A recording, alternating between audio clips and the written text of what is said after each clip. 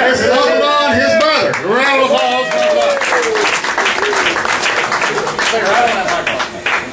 All right. Oh, you got notes. I'll say that. Well, I'm Don Miller, Bob's younger brother, by 4.5 years. And I have to tell you that I don't remember much about his early childhood.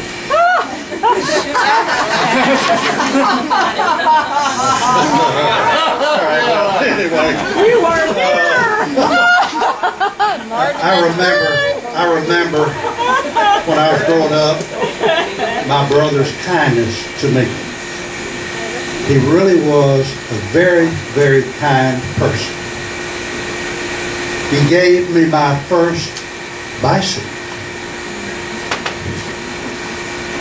He had used that bicycle for 7 or 8 years, and the seat would rotate 360 degrees around the swivel. The handlebars rolled like this and could not be tight. It had a shock absorber on the front. Anybody remember a bicycle with a shock absorber on the front? When you jumped off the curb onto the street, the shock absorber would sit down on the tire and throw me off into the street. I remember you with great kindness. Thank you for the bicycle.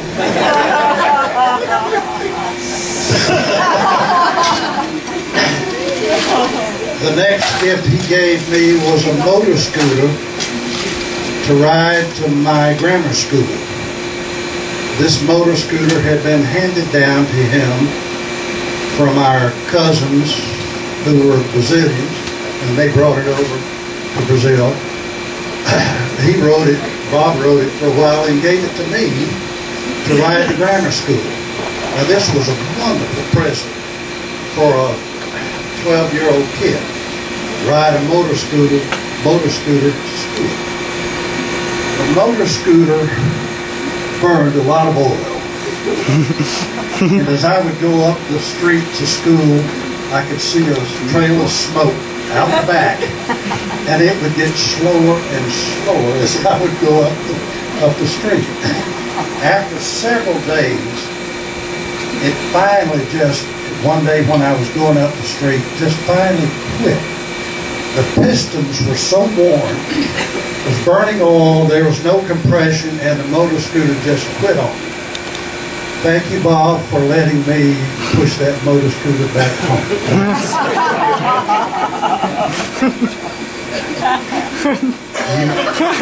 You want me to quit now? Oh.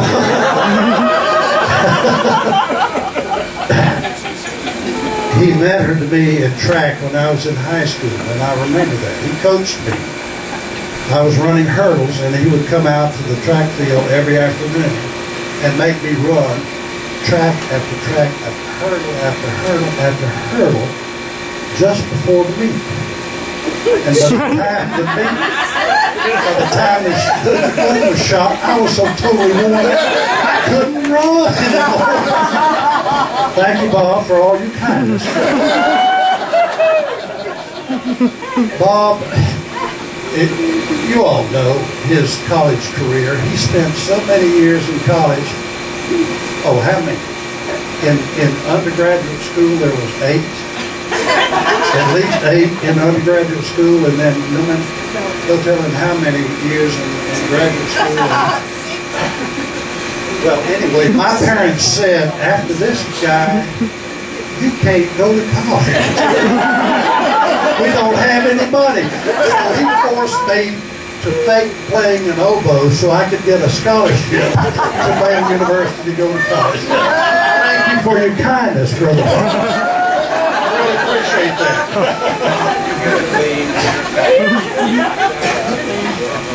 Well, you know, his expertise with wives is legendary.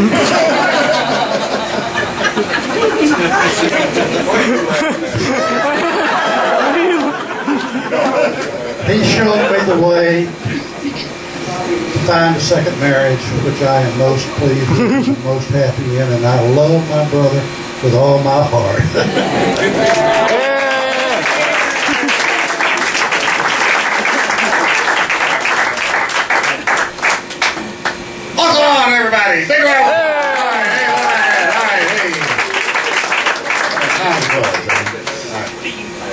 Yes, he finished his academic career at EKU as a chairman of the philosophy and religion department. Right? That deserves a round of applause. Years later, I will still attend EKU. Remember that? I went there so long they offered me tenure, so I quit. Anyway, next up to the microphone is my brother, Rob. Get up here, Rob. Let's talk about that. Come on, round of applause.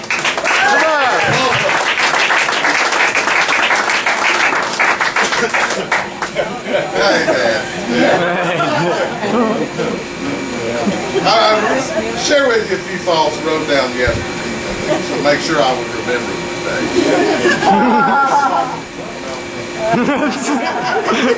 Get up close, Mike. Well, there we go. Well, I remember one of my earliest memories. I remember when my brother Kirk was born. That time period. And I remember one day specifically, Dad walking down the sidewalk, bringing me a present. Not even? Coming from the hospital. He's not listening. Hey, Dad. Frank? Okay. Hey, man. Yeah. I remember Oh, I'm sorry. when Kirk was born, and you coming from the hospital, bringing me a present to make me feel comfortable, not jealous, comfortable with having a new brother. I opened the present up. It was a gun and holster set. I knew right then my brother would never be a threat. That was some good parenting.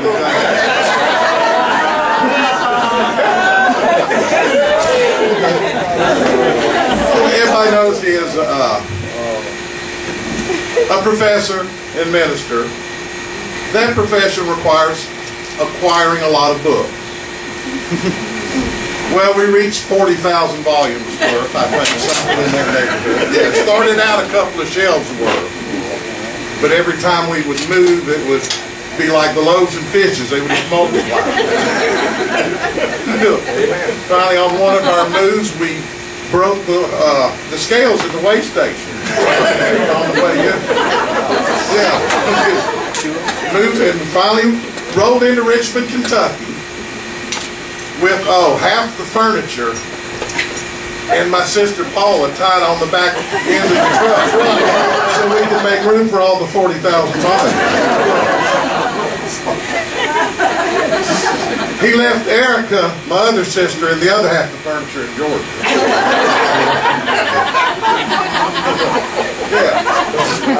Yeah, that's right. Well, we saved money using U-Haul vans. He thought it was character building, you know. If we got slip discs and hernias and constantly moving, that built character. Yeah, that built character. Yeah, he announced one time we were going to the Grand Canyon, you know, and that experience helped me create sympathy for pack mules. So I didn't go to the Grand Canyon. Haircutting. Used to cut our hair. I guess wanted to save money. Yeah. But he used to tighten the towel so tight around our neck. You know, squeezing it so we'd pass out.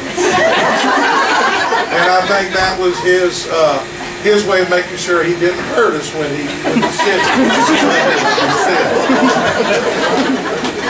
yeah. Never bought new cars.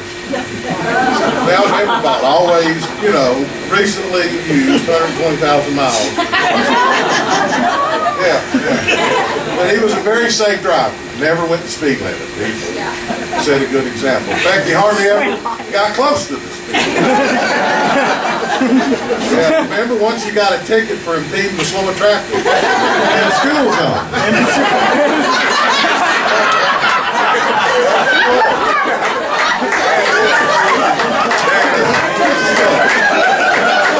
People would hold their thumbs up and make sure we were moving.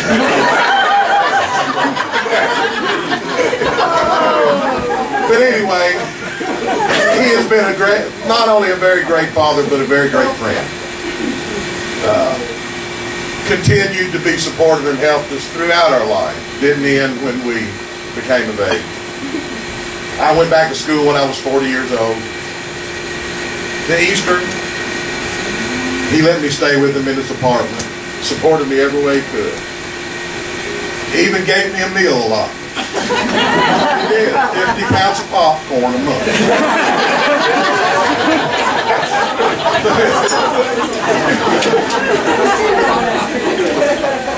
Proud to be your son, proud to have you as a father.